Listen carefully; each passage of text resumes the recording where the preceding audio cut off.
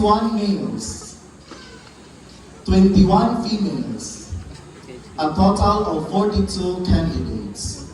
For typical vocational livelihood track, Agri-Fishery Arts strand specializing organic agriculture and agricultural crop production, 10 males, 13 females, a total of 23 candidates. For home economics strand specializing beauty care, nail care and hairdressing, 7 females, a total of 7 candidates. Specializing bread and pastry production, food and beverages services, and cookery, 14 males, 16 females, a total of 30 candidates.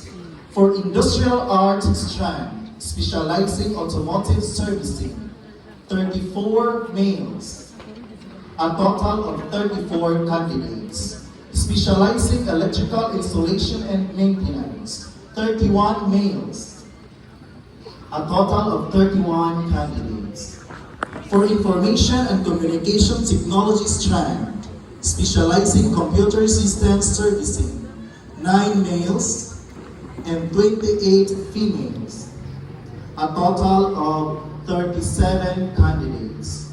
It is prayerfully hoped that the graduation of these 299 candidates from basic education curriculum be confirmed and they be given their basic education diploma effective today, April 16, 2025, through the recommendation of our acting public schools district supervisor, Mrs. Juana T. Oracion, Sierra Yunes District.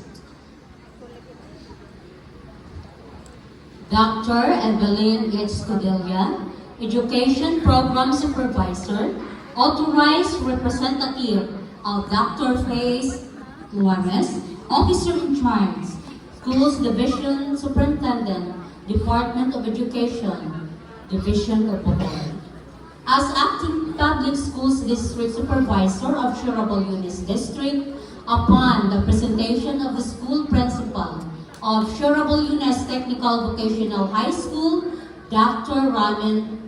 Martin C. Ramis, that these 299 candidates have completed the minimum requirements for the basic education curriculum as prescribed by the Department of Education, Republic of the Philippines, for the school year 2024-2025. From Deference Senior High School Program tracks.